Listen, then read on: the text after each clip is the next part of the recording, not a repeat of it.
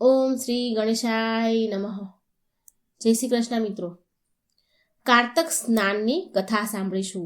કારતક મહિનામાં નદીઓમાં તીર્થોમાં સ્નાન કરવું ખૂબ જ પવિત્ર પુણ્યશાળી માનવામાં આવે છે. એવું કહેવાય છે કે આ સમયે કારતક મહિનામાં વેદો પાણીની અંદર, નદીઓની અંદર, તીર્થોમાં જે નદીઓના પાણી છે એની અંદર વાસ કરે છે. એટલે આ કારતક મહિનામાં નદીઓના પાણીમાં અથવા તીર્થ સ્થાનોના પાણીમાં આપણે તીર્થોમાં સ્નાન કરીએ તો એને વેદોનું સ્નાન કર્યું કહેવાય છે. અને વેદોનું સ્નાન કરવાથી જ્ઞાન અને બુદ્ધિ વધે છે. તો બહુ ખૂબ જ મહિમા છે કારતક મહિનામાં સ્નાનનો. અને એ ઉપરની આપણે વાર્તા પણ સાંભળીશું કે કારતક મહિનાના સ્નાન કરવાથી કેટલું પુણ્ય ફળ મળે છે, સુખ સમૃદ્ધિ પ્રદાન થાય છે. આ બધું જ આ કથાઓમાં વર્ણન છે. તો પૂરા ધ્યાનથી મનથી મિત્રો આ કથા સાંભળજો કારતક સ્નાનની. અને વાર્તા સારી લાગે તો વિડીયોને લાઈક કરજો, શેર કરજો અને આ ચેનલને સબસ્ક્રાઈબ પણ જરૂર કરી દેજો. અને બને એટલો વિડીયો શેર કરજો, કારણ કે કારતક સ્નાનની કથાઓ સાંભળવાથી પણ આપણને કારતક સ્નાન કર્યા બરાબર પુણ્ય પ્રદાન થઈ જાય છે. તો ચાલો આપણે શરૂ કરીએ કારતક સ્નાનની કથા. જય કાર્તિક મહારાજની જય. ઓમ નમો ભગવતે વાસુદેવાય. જય શ્રી હરિ. આજે આપણે કારતક માસના વૃદ્ધ દાદા અને તેની બે વહુની કથા સાંભળીશું. એક વૃદ્ધ દાદા હતા. એમને બે દીકરા ને બે વહુઓ હતી. સસરાનું કામ બંને વહુઓ, નાની મોટી બંને વહુઓ કરતી હતી. એક વાર જ્યારે કારતક માસ આવ્યો તો સસરા વહુને કહે છે, વહુઓ, હું કારતક સ્નાન કરવા માંગુ છું.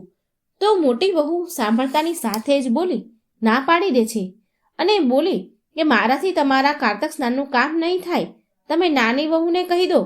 હવે સસરા નાની વહુ પાસે ગયા અને બોલ્યા કે વહુ, મારે કારતક સ્નાન કરવું છે. એટલે નાની વહુ બહુ ભોળી અને સીધી સાદી હતી. એટલે એ બોલી, પિતાજી તમે કહો કે મારે શું કરવાનું છે. પછી સસરા બોલ્યા કે વધારે કંઈ નહીં બેટા, વધારે કંઈ નથી કરવાનું, માત્ર રોજ મારા નહાવા માટે પાણી ભરી દેજો અને મારી ધોતી ધોઈને સૂકવી દેજો અને બપોરનું ખાવાનું બનાવી દેજો.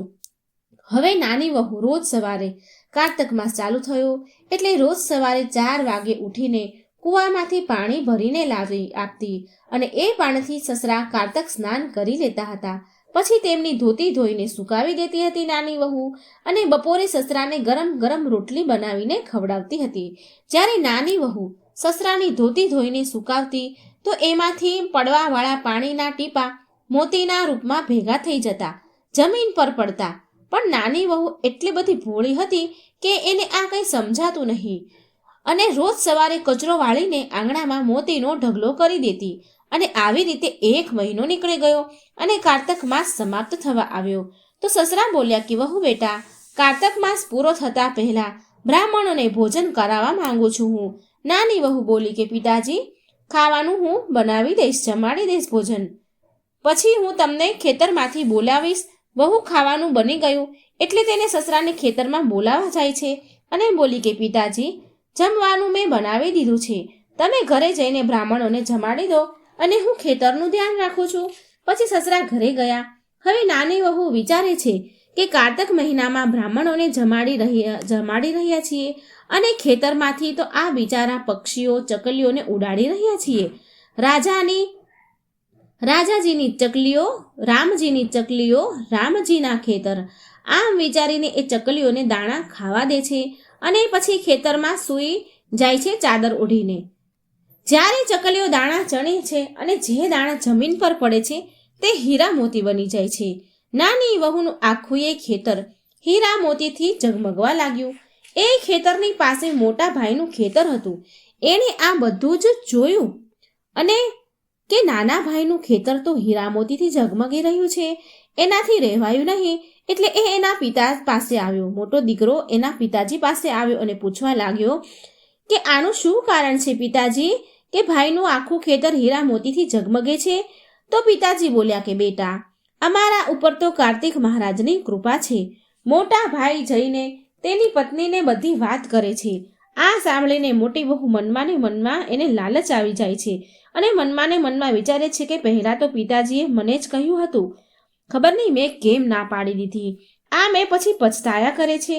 પછી આખું એ વર્ષ વાટ જુએ છે અને જ્યારે કાર્તક મહિનો આવવાનો હોય છે ત્યારે એ તેના સસરા પાસે જઈને કહે છે કે પિતાજી, આ વખતે તમે કાર્તક સ્નાન નહીં કરો? સસરા બોલ્યા કે બેટા, આ વખતે હું કાર્તક સ્નાન નહીં કરી શકું. હવે મારી ઉંમર થઈ ગઈ છે. આ સાંભળી મોટી વહુ ગુસ્સે થઈ અને બોલી કે તમે તો નાની વહુને માલામાલ કરી દીધી. હવે મારો વારો આવ્યો એટલે કહો છો કે ઉંમર થઈ ગઈ છે? નહીં નહીં, કાર્તક સ્નાન તો તમારે કરવું જ પડશે. સસરા તો બિચારા થાકી હારીને પછી હા કહે છે. મોટી વહુ હીરા મોતીની લાલચમાં સસરાનું બહુ ધ્યાન રાખવા લાગી. સવારે કૂવેથી પાણી લાવીને મૂકી દેતી નાહવા માટે, એની ધોતી ધોઈને સૂકવી દેતી. ધોતી સુકાવતી વખતે તેને નીચોડતી ન હતી જેથી વધારે પાણી નીતરે. સીધી પાણીમાં બોળીને દોરીએ સૂકવી દે જેથી પાણી વધારે નીતરે એમ અને વધારે મોતી ભેગા થાય, આવી લાલચ રાખે. પણ એ પાણીથી હીરા મોતી તો ન થયા અને ઉપરથી જમીનમાં ખાડા થઈ ગયા. આ બાજુ કાર્તક માસ સમાપ્ત થવા લાગ્યો તો સસરા બોલ્યા કે બ્રાહ્મણોને ભોજન કરવા બોલાવાના છે. ત્યારે મોટી વહુ બોલી, હા હા પિતાજી, કેમ નહીં, એક બ્રાહ્મણને નોતરું આપી દઉં છું. અને જલ્દી ખાવાનું બનાવીને સસરાને ખેતરમાં જમવા માટે બોલાવા ગઈ અને એ પોતે ખેતરની રખેવાળી કરવા લાગી. ખેતરમાં ચકલીઓ પક્ષીઓ દાણા ચણવા આવે છે અને તેને ઉડાડી મૂકે છે. મોટી વહુ બોલે છે કે એક પણ જો દાણો ખાય તો ખાતા નહીં. આ બધા દાણા હમણાં મારા હીરા મોતી બનવાના છે. ધીરે ધીરે સાંજ પડી ગઈ અને સાંજ પડતા એના ખેતરમાં એક પણ હીરા મોતી ન થયા. ઉપરથી તેના ખેતરના પાકમાં દાણા રહ્યા નહીં તો એ તેના સસરા પાસે લડવા ઝઘડવા ગઈ. તો સસરા બોલ્યા, વહુ, તે તો દેખાદેખીમાં પૈસાની લાલચમાં સેવા કરી છે ને, અને નાની વહુએ તો નિસ્વાર્થ ભાવથી મારી સેવા કરી છે. એને કોઈ લાલચ ન હતી, માટે તેને કાર્તક મહારાજની કૃપા મળી છે. અને તે તો દેખાદેખી કરી, લાલચ કરી, માટે તારો પાક ન રહ્યો અને તને ફળ પણ ન મળ્યું. હે કાર્તિક મહારાજ, જેવી કૃપા તમે નાની વહુ ઉપર કરી તેવી સહુ પર કરજો, અને જેવી મોટી વહુ ઉપર કરી એવી કોઈના ઉપર ન કરતા. કથા અધૂરી હોય તો પૂરી કરજો, અને જો પૂરી હોય તો માન આપજો. જય કાર્તિક મહારાજ. કાર્તિક મહારાજની જય. કાર્તિક સ્નાનની બીજી કથા. એક નગરમાં એક બ્રાહ્મણ દંપતી રહેતા હતા. એ બંને રોજ 7 કોસ દૂર ગંગા યમુના નદીમાં સ્નાન કરવા જતા હતા. આટલા દૂર આવવા જવાથી બ્રાહ્મણની પત્ની થાકી જતી હતી. એક દિવસ તેણે તેના પતિ બ્રાહ્મણને કહ્યું કે જો આપણે ઘરે એક પુત્ર હોત તો કેટલું સારું હોત. છોકરાની વહુ હોત, આપણને ઘરે પાછા ફરીએ ત્યારે આપણને તૈયાર જમવા પણ મળે, વહુ ઘરનું કામ પણ કરી દેત. એની પત્નીની વાત સાંભળીને એ બ્રાહ્મણ બોલ્યો કે તારી વાત તો સાચી છે, ચાલ હું તારા માટે એક વહુ લઈ આવું છું. બ્રાહ્મણ બોલ્યા કે મને એક પોટલીમાં લોટ બાંધી દે અને અમુક સોના મહોર મૂકી દે. બ્રાહ્મણના કહ્યા પ્રમાણે બ્રાહ્મણીએ પોટલી બાંધી દીધી, લોટ અને એમાં સોના મહોર મૂકી. પોટલી લઈને બ્રાહ્મણ ચાલી નીકળ્યા. ચાલતા દૂર જતા રસ્તામાં સફર દરમિયાન બ્રાહ્મણે યમુના નદીના કિનારે અમુક કન્યાઓ જોઈ. એ રેતીના ઘર બનાવીને રમતી હતી. બધી જ છોકરીઓ રેતીના ઘર તોડીને પોતપોતાના ઘરે જવા લાગી. તો એમાંથી એક છોકરી બોલી કે હું મારું ઘર નહીં બગાડું, નહીં તોડું, મારે તો રહેવા માટે આ ઘર જ જોઈએ. છોકરીની વાત સાંભળીને બ્રાહ્મણ મનમાં ને મનમાં વિચારવા લાગ્યો કે વહુ બનાવવા માટે આ છોકરી યોગ્ય છે. જ્યારે એ એના ઘરે જાય છે તો બ્રાહ્મણ પણ તેની પાછળ પાછળ એના ઘર સુધી જાય છે. ત્યાં જઈને બ્રાહ્મણે એ છોકરીને કહ્યું કે બેટા, કાર્તક માસ ચાલી રહ્યો છે, માટે હું કોઈના ઘરનું ભોજન કરતો નથી. મારી સાથે હું લોટ લઈને આવ્યો છું. તું તારી માતાને જઈને પૂછ કે શું એ મારા માટે આ લોટ ચાળીને રોટલી બનાવી આપશે. જો રોટલી બનાવી દેશે તો હું ખાવાનું ખાઈ લઈશ. છોકરીએ જઈને તેની માને બધી વાત કરી. માં બોલી કે ઠીક છે, જા જઈને બ્રાહ્મણ દેવને કહી દે કે એ એમનો લોટ આપી દે, હું રોટલી બનાવી આપું છું.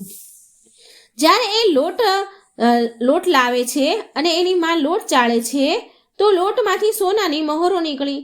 હવે એ છોકરીની માતા વિચારવા લાગી કે જેના લોટમાં આટલી સોના મહોરો છે તો એના ઘરમાં કેટલી સોના મહોરો છે, કેટલું અનધનથી ઘર ભર્યું હશે. રસોઈ બની ગઈ.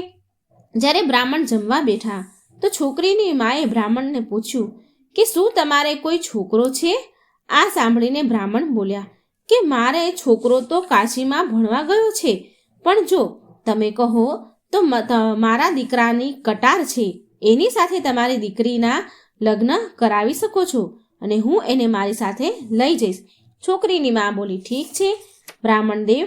અને પછી છોકરીની માએ છોકરીના લગ્ન કટાર સાથે કરાવી દીધા અને બ્રાહ્મણ સાથે વિદાય કરી દીધી. બ્રાહ્મણે ઘરે આવીને કહ્યું કે રામુની મા, દરવાજો ખોલ, હું તારા માટે વહુ લાવ્યો છું. બ્રાહ્મણની પત્ની આવી અને બોલી, દરવાજાની પાછળ બોલી, દરવાજો બંધ હતો, કે આપણે તો કોઈ દીકરો નથી, તો વહુ ક્યાંથી આવી? દુનિયા તો મેણા મારતી હતી અને હવે તમે પણ મેણા મારવા લાગ્યા. બ્રાહ્મણ બોલ્યા, તું દરવાજો તો ખોલ પહેલા. અને જો જ્યારે બ્રાહ્મણે દરવાજો ખોલ્યો તો સામે વહુને ઊભેલી જોઈ. તેણે તેનો આદર સત્કાર કર્યો અને તેને અંદર લઈ ગઈ. જ્યારે બ્રાહ્મણ તેની પત્ની સાથે કાર્તિકનું સ્નાન કરવા જતા તો પાછળથી વહુ ઘરનું બધું જ કામ કરીને જમવાનું બનાવીને રાખતી હતી. આવી રીતે ઘણા બધા દિવસ વીતી ગયા. એક દિવસ બ્રાહ્મણીએ તેની વહુને કહ્યું કે વહુ, ક્યારેય ચૂલાની આગ ઠરવા દેતી નહીં અને માટલાનું પાણી ક્યારેય સુકાવા દેતી નહીં, પૂરું કે અધૂરું થવા દેતી નહીં. એક દિવસ વહુથી ચૂલાની આગ અચાનક ઓલવાઈ ગઈ. આ જોઈ વહુ ગભરાઈ ગઈ અને ભાગી ભાગી પાડોશણના ઘરે ગઈ અને કહેવા લાગી કે બહેન, મારા ચૂલાની અગ્નિ ઓલવાઈ ગઈ છે, મને થોડી અગ્નિ આપો ને. મારા સાસુ સસરા સવારના 5 વાગ્યાના ગયા છે, એ થાકેલા ઘરે આવશે, માટે મારે એમની માટે ખાવાનું બનાવવાનું છે. આ સાંભળી પાડોશણ બોલી, અરે તું ગાંડી થઈ ગઈ છે કે શું? તને આ બંને મળીને પાગલ બનાવી રહ્યા છે, ઉલ્લુ બનાવી રહ્યા છે. એમને કોઈ જ દીકરો નથી, એ તો નિસંતાન છે. વહુ બોલી, ના ના, આવું ન બોલો, એમનો દીકરો તો કાશીમાં ભણવા ગયો છે. એટલે પાડોશણ બોલી કે નહીં નહીં, એ લોકો જૂઠું બોલી રહ્યા છે, જૂઠું બોલીને તને પરણાવીને લાવ્યા છે. મારી વાત માન, એમને કોઈ દીકરો નથી. હવે વહુ તો પાડોશણની વાતમાં આવી ગઈ અને કહેવા લાગી કે હવે તમે કહો, હું શું કરું? એટલે પાડોશણ બોલી, કરવાનું શું? જ્યારે તારા સાસુ સસરા આવે ત્યારે તેને બળેલી દાજેલી રોટલી બનાવીને આપજે અને મીઠા વગરની દાળ બનાવીને આપજે. ખીરની કળચી દાળમાં અને દાળની કળચી ખીરમાં નાખી દેજે. પાડોશણે તેને સારી રીતે પાઠ ભણાવી દીધો. પછી જ્યારે એના સાસુ સસરા ઘરે આવ્યા ત્યારે વહુએ ના તો એમનો આદર કર્યો, સત્કાર કર્યો અને ના એમના કપડાં ધોયા. જ્યારે તેણે સાસુ સસરાને ખાવાનું આપ્યું તો સાસુ બોલી કે વહુ બેટા, આજે રોટલી વળેલી કેમ છે અને દાળમાં મીઠું કેમ નથી? ત્યારે વહુ છણકો કરતા બોલી, જવાબ આપ્યો કે એક દિવસ આવું જમી લેશો ને તો કંઈ બગડશે નહીં. સાસુ સસરાને ખરી ખોટી સંભળાવી અને એ ફરીથી પાડોશણ પાસે ગઈ અને બોલી કે હવે આગળ મારે શું કરવાનું છે, મને કહો. પાડોશણ બોલી કે હવે તું સાતેય કોઠાની ચાવી માંગી લેજે. બીજા દિવસે સાસુ સસરા સ્નાન કરવા જવા લાગ્યા તો વહુ સામે આવીને ઊભી રહી ગઈ, આડી ઊભી રહી. બોલી કે મને તો સાતેય કોઠાની ચાવી જોઈએ. સસરાના કહેવા પર સાસુએ વહુને સાતેય કોઠાની ચાવી આપી દીધી. સાસુ સસરાના ગયા પછી વહુએ દરવાજો ખોલ્યો તો જોયું તો કોઈ કોઠામાં અન્ન ભર્યું છે, કોઈ કોઠામાં ધન ભર્યા છે, કોઈ કોઠામાં વાસણ પડ્યા છે.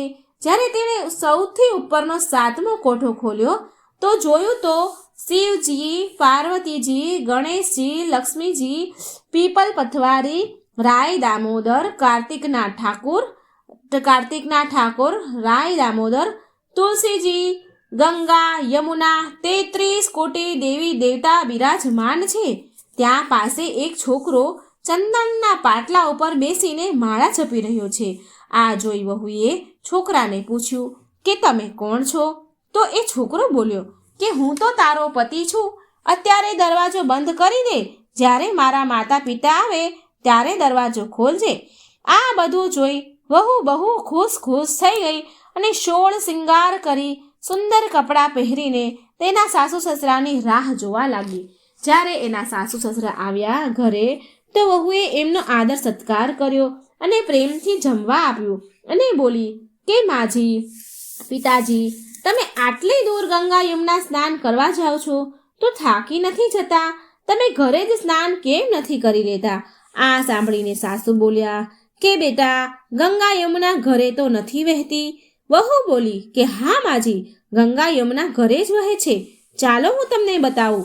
જ્યારે વહુએ 7મો કોઠો ખોલ્યો તો તેમાં શિવજી, પાર્વતીજી, ગણેશજી, લક્ષ્મીજી, પીપલ પથવારીજી, કાર્તિકના ઠાકોર, રાય દામોદર, તુલસીજીના છોડ, ગંગા યમુના વહી રહ્યા હતા અને 33 કોટી દેવી દેવતા બિરાજમાન હતા. ત્યાં જ ચંદનની ચોકી પર બેઠેલો એક છોકરો માળા જપી રહ્યો હતો. માએ એને જોયો અને પૂછ્યું. માં બોલી કે બેટા, તું કોણ છે? તો તે છોકરો બોલ્યો કે માં, હું તમારો જ દીકરો છું. બ્રાહ્મણે પૂછ્યું કે તું ક્યાંથી આવ્યો? છોકરાએ કહ્યું કે મને કાર્તિકના દેવે મોકલ્યો છે. આ સાંભળીને બ્રાહ્મણ અને તેની પત્નીની ખુશીનું કોઈ ઠેકાણું ન રહ્યું. હે કાર્તિકના દેવ, જેવી કૃપા તમે બ્રાહ્મણ અને બ્રાહ્મણી ઉપર કરી, એવી જ આ કથા કહેનાર, સાંભળનાર અને હોકારો ભરનાર બધા જ ઉપર કૃપા કરજો. કાર્તિક સ્નાનની બીજી વાર્તા. એક સમયની વાત છે. એક ગામમાં 2 મિત્ર રહેતા હતા.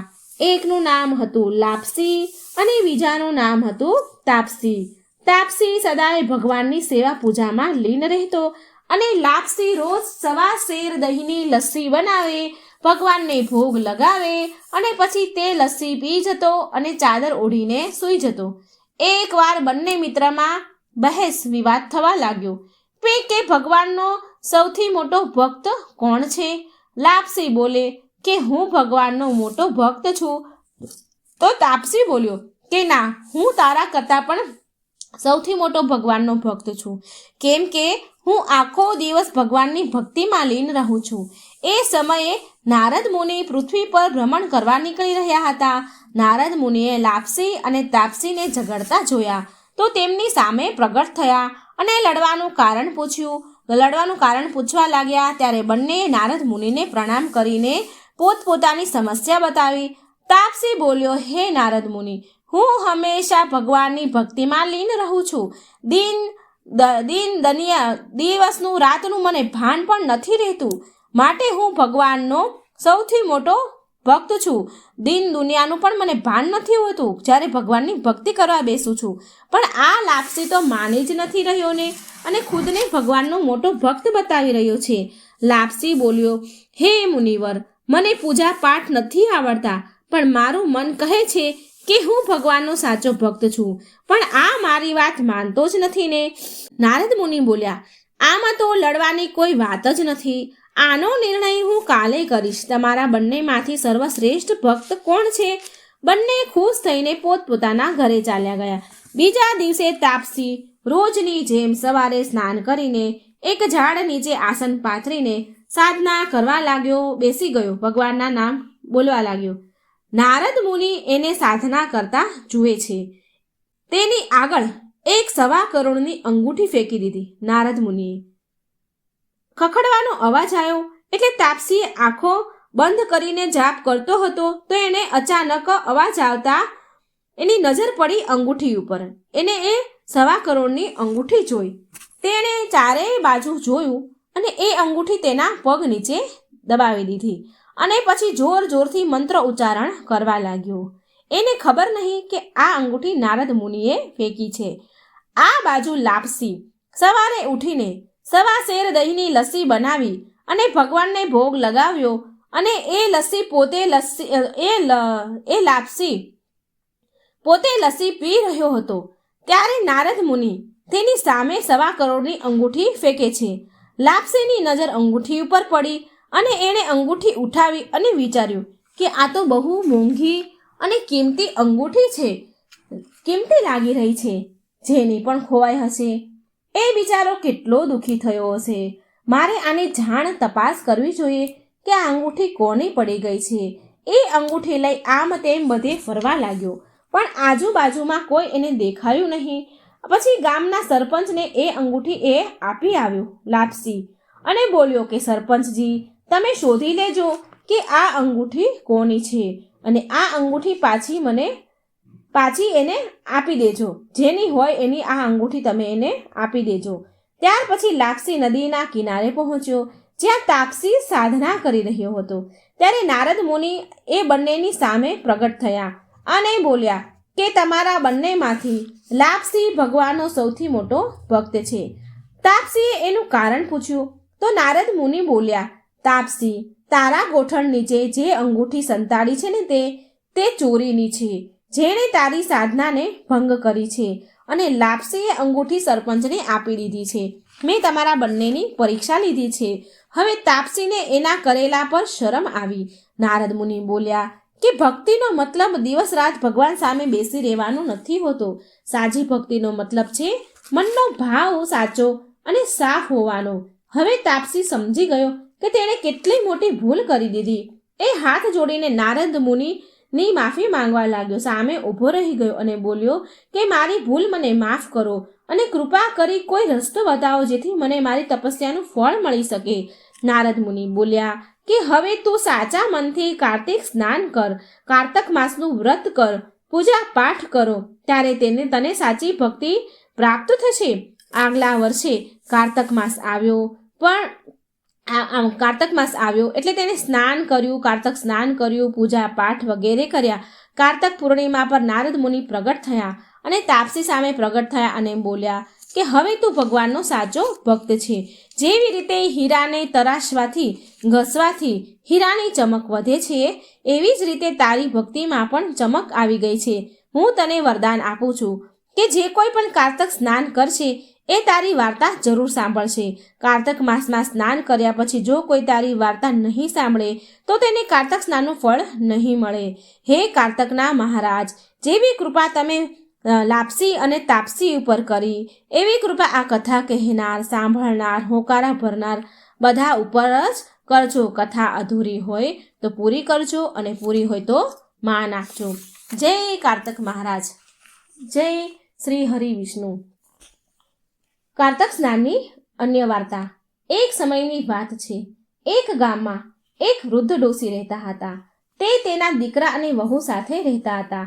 કારતક મહિનો આવ્યો તો વૃદ્ધ ડોસી સવારમાં ગંગા સ્નાન માટે જવા લાગ્યા. તો ડોશીમાં એની વહુને કહે છે કે મારો દીકરો ઉઠે તો તેને રોટલી આપી દેજે. વહુ બોલી, ઠીક છે માજી, હું આપી દઈશ. સવારે જ્યારે તેનો દીકરો ઉઠ્યો એટલે કે એ વહુનો પતિ ઉઠ્યો તો બોલ્યો, માં સાંભળો છો, મને રોટલી ખાવા દો. આ સાંભળીને તેની પત્ની આવી અને બોલવા લાગી, ના, તમને રોટલી નહીં મળે. ના તો તમારી માં અહીં છે કે ના તો રોટલી છે. કંઈક કમાઈને લાવશો ને તો જ હું તમને રોટલી ખાવા આપીશ. તેનો પતિ બોલ્યો કે મને તો કમાતા આવડતું જ નથી, હું ક્યાંથી કમાઉં? પણ તેની પત્ની માને જ નહીં ને. એકની બે ન થઈ, એક વાત એની ન સાંભળી તો એ બોલ્યો કે સારું, તું મને 4 રોટલી અને કેરીનું અથાણું મને એક પોટલીમાં બાંધી દે. વહુએ 4 રોટલી બનાવી અને તેના પતિને આપી દીધી અથાણા સાથે અને બોલી કે હવે તો કમાઈને જ પાછા ઘરે આવજો. એ બિચારો રોટલી લઈને એના ઘરેથી ચાલી નીકળ્યો અને આગળ જઈને કૂવાની પાળી ઉપર જઈને બેસી ગયો અને ભગવાનને યાદ કરવા લાગ્યો. બોલ્યો કે હે પ્રભુ, હું તો કમાવાનું જાણતો નથી, મને કમાવતા આવડતું નથી, હું શું કરું? ત્યારે કાર્તિકના મહારાજ રાય દામોદર ઠાકુર બ્રાહ્મણનો વેશ ધારણ કરીને આવ્યા જ્યાં આ છોકરો બેઠો હતો અને કહે છે કે બેટા, તું આટલો ઉદાસ કેમ છે? તો એ બોલ્યો કે શું કરું, મારી પત્નીએ કહ્યું છે કે જ્યારે કમાઈને લાવો ત્યારે જ ઘરે પાછા આવજો, ત્યારે જ તમને રોટલી ખાવા મળશે, પણ મને તો કમાતા આવડતું નથી.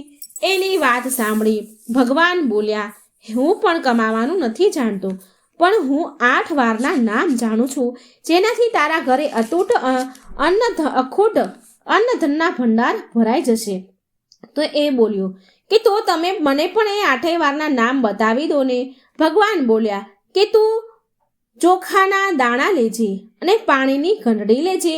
વાસણ ઢાંકેલા હોય તેના મોઢું ખોલી નાખજે, એટલે કે ઢાંકણા ખોલી નાખજે, અને જે વાસણ ઊંધા પડ્યા હોય તેને સીધા કરી દેજે. ભગવાનના રૂપમાં બ્રાહ્મણે કથા કહી. ભગવાન સ્વયં કથા કહે છે અને એણે સાંભળી એ છોકરાએ કે રવિવાર, સોમવાર, મંગળવાર, બુધવાર, બૃહસ્પતિવાર, શુક્રવાર, શનિવાર 8 વારોનો આશરો ભરો પિયર સાસરું. આવી કથા સંભળાવીને એ એના ઘરે પહોંચ્યો. એની પત્નીને ઘરે પહોંચ્યો એટલે એની પત્નીને પૂછ્યું કે શું થયું, કંઈક કમાવીને લાવ્યા? એની પત્નીએ ઘરે જઈને તો સવાલ જવાબ ચાલુ કરી દીધા કે કંઈક કમાવીને લાવ્યા કે શું? તો એનો વર બોલ્યો, હા, 8 વારનું નામ કમાઈને લાવ્યો છું. પત્નીએ વિચાર્યું, ચાલો કંઈક તો લાવ્યા છે. પતિ ફરીથી બોલ્યો કે ચોખાના દાણા અને પાણીની ઘંટડી લાવ. જે વાસણ ઊંધા પડ્યા હોય તેને સીધા કરી દે. જે વાસણ ઢાંકેલા છે તેના મોઢું ખોલી દે. પણ એ કથા કહી અને પત્નીએ કથા સાંભળી. પતિએ કથા કહી અને પત્નીએ કથા સાંભળી. રવિવાર, સોમવાર, મંગળવાર, બુધવાર, બૃહસ્પતિવાર, શુક્રવાર, શનિવાર, 8 વારનો આશરો ભરો પિયર સાસરું. આવી કહાની કહેતાની સાથે જ ઘરના ભંડાર ભરાતા ચાલ્યા ગયા. બધા જ ભંડાર ભરાઈ ગયા. એક દિવસ તો તેની પત્નીને કહેવા લાગ્યો કે ઘણો સમય આવી રીતે વીત્યો. એટલે એક દિવસ એની પત્નીને કહે છે કે દીકરીના સાસરે જઈને હું તેને મળીને આવું. એટલે દીકરીના સાસરે મળવા જાય છે. દીકરીના ઘરે જાય છે તો બાળકો બોલ્યા, માં, નાના આવ્યા. તો દીકરી બોલી, નાના શું આવ્યા છે? 2 દિવસ મફતની રોટલી તોડવા આવ્યા છે. પછી એ તેની દીકરીને કહેવા લાગ્યા, બેટા તું 8 વારની કથા સાંભળી લે. દીકરી બોલી કે મારું મોં એઠું છે. આ વાત સાંભળી તેના પિતા ભૂખ્યા જ સૂઈ ગયા. બીજા દિવસે તેની દીકરીને પિતા ઉપર દયા આવી ગઈ તો કહેવા લાગી કે પિતાજી, હવે તમે તમારી કથા મને સંભળાવી તો. પિતા બોલ્યા કે ચોખાના દાણા લાવ, પાણીની ઘંટડી લાવ. જે વાસણ ઊંધા છે એને સીધા કરી દે. જે વાસણ ઢાંકેલા છે એનું મોઢું ખોલી દે. પિતાએ કથા કહી. દીકરીએ સાંભળી. રવિવાર, સોમવાર, મંગળવાર, બુધવાર, બૃહસ્પતિવાર, શુક્રવાર, શનિવાર, 8 વારનો આશરો ભરો પિયર સાસરું. તેની દીકરીના પણ અતૂટ ભંડાર ઘરમાં ભરાઈ ગયા. અન્નધનના ભંડાર ભરાઈ ગયા. ટોપલા ભરીને એ પછી અન્ન વેચવા લાગી. દીકરીની પાડોશણે જ્યારે કહ્યું કે તું તો કહેતી હતી ને તારા પિતા કંઈ જ નથી લાવ્યા. આ આટલો બધો સામાન છે જે તું વેચી રહી છે એ ક્યાંથી આવ્યો? તેની દીકરીએ જવાબ આપ્યો કે મારા પિતા તો ખાલી હાથે જ આવ્યા હતા, પણ આ તો 8 વારની કથાનું ફળ છે. પાડોશણ બોલી કે તારા પિતાને કહેજે કે અમને પણ આ 8 વારની કથા સંભળાવે. પિતાજી બોલ્યા કે આજે તો મારું મોઢું એઠું છે, પણ કાલે હું કથા જરૂર સંભળાવીશ. બીજા દિવસે પિતાએ પાડોશણને પણ 8 વારની કથા સંભળાવી, જેનાથી એના ઘરમાં પણ અખૂટ ભંડાર ભરાઈ ગયા અન્નધનના. હે કાર્તિકના મહારાજ, જેવી કૃપા તમે આ છોકરા ઉપર કરી એ બધા ઉપર જ કરજો. હે કાર્તિકના મહારાજ, જેવી રીતે 8 વારની કથાથી બધાના ભંડાર ભર્યા, તેમ કથા કહેનાર, સાંભળનાર, હોકારો ભરનાર બધા જ ઉપર તમારી કૃપા કરજો. જો કથા અધૂરી હોય તો પૂરી કરજો અને પૂરી હોય તો માન આપજો. જય શ્રી હરિ. ઓમ નમો ભગવતે વાસુદેવાય. તો મિત્રો, આ હતી કાર્તિક સ્નાનની અતિ દુર્લભ પવિત્ર કથા. બને એટલે આ વાર્તા શેર કરજો, જેથી બીજા સાંભળશે અને આપણને પુણ્ય ફળ પ્રદાન થશે. કોમેન્ટ બોક્સમાં ભગવાનનું નામ શ્રદ્ધાથી જરૂર લખજો. જય શ્રી કૃષ્ણ. રાધે રાધે. Thank you.